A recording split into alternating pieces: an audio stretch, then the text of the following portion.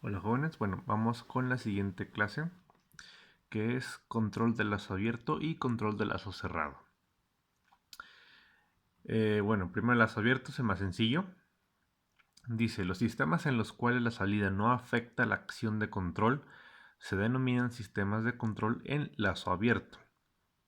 En otras palabras, en un sistema de control en lazo abierto no se mide la salida ni se realimenta para compararla con la entrada. Entonces, recordemos un poquito el glosario de palabras que les pasé. Realimentación es que vuelves a alimentar. ¿Ok?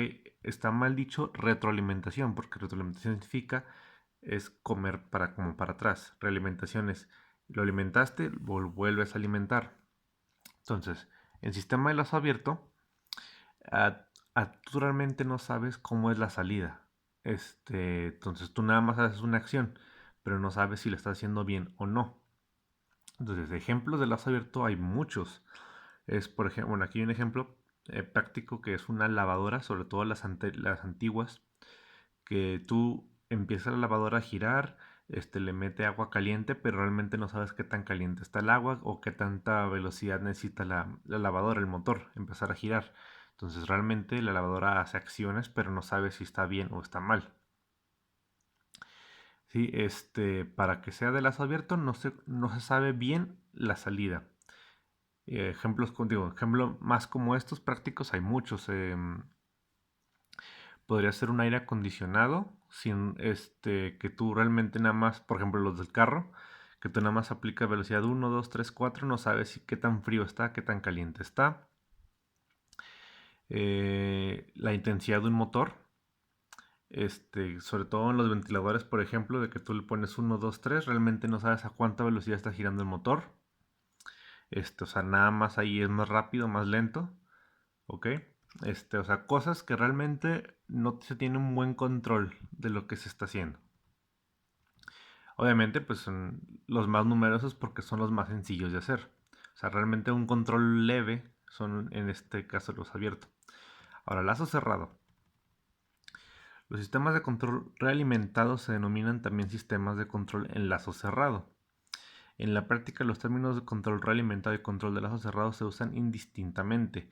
En un sistema de control lazo cerrado se alimenta el controlador la señal de error de actuación, que es la diferencia entre la señal de entrada y la señal de realimentación.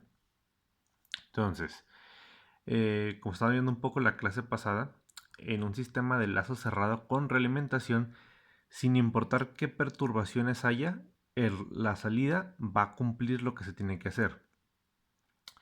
Ejemplo que eran los motores, los servomotores, de que un servomotor tú lo puedes programar para que te dé tanta fuerza en el motor. Entonces, a pesar de que yo agarre ese motor, el motor va a jalar más corriente para darme la salida que yo quiero. O sea, la fuerza en el motor que yo quiero. Otro sistema de lazo cerrado. Otro sistema, otro ejemplo práctico es, por ejemplo, mm, bueno, a veces se hacen unos proyectos en electrónica de que como una incubadora. Entonces, en esa incubadora dentro se tiene que tener una temperatura de 50 grados centígrados. Entonces se le pone un sensor de temperatura adentro de esa cajita para que, a pesar de que entre aire o el calentón tenga esos 50 grados dentro. ¿Ok? Entonces, realmente la diferencia entre todos, recuerden que el sistema de lazo cerrado se conoce la salida, o sea, cuánta temperatura, no sé, cuánto nivel de agua, lo que sea, se conoce cuánto se está dando para aumentar o disminuir la entrada. ¿Ok? También los sistemas de flotadores automáticos, que tú le quieres que el agua esté a cierto nivel. Entonces, si ya se tiene ese nivel, pues la bomba de agua se apaga porque ya está bien. Eh, si le falta agua, la bomba de agua va a jalar agua. Entonces, sistemas de lazo cerrado también hay muchos tipos de ejemplos. Ahora, entre los sistemas de lazo cerrado, se dividen en dos, se dividen a su vez en dos partes, que es los sistemas lineales y los sistemas no lineales. Entonces, un un sistema lineal, perdón, es el más sencillo de todos.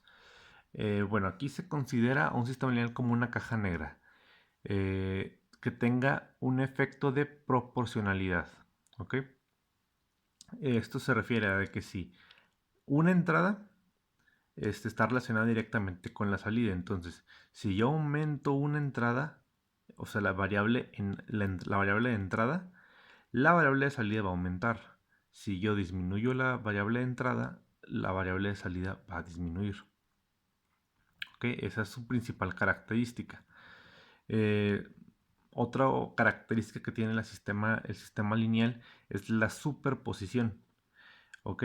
Es decir, que si se tienen dos o más fuerzas de entrada en cierta dirección, la, por ejemplo, que esté a la derecha y hacia arriba, entonces la salida va a tener una suma a esas dos fuerzas, si era a la derecha y hacia arriba, pues va a tener una en diagonal hacia la derecha, ¿no? Porque es derecha y arriba, va a tener hacia allá.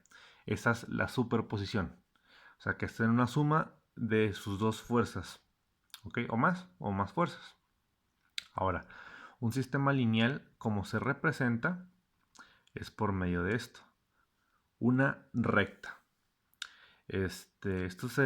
Bueno, esto lo vieron a lo mejor en secundaria, en preparatoria, que es la famosa ecuación de la recta, ¿sí? De mx más b. Entonces, este tipo de ecuaciones representa de que si yo x viene siendo la entrada, si yo x le estoy, o sea, vamos a poner el ejemplo como un calentón de agua, ¿sí? De un boiler, de los más sencillos, la llama. ¿Sí?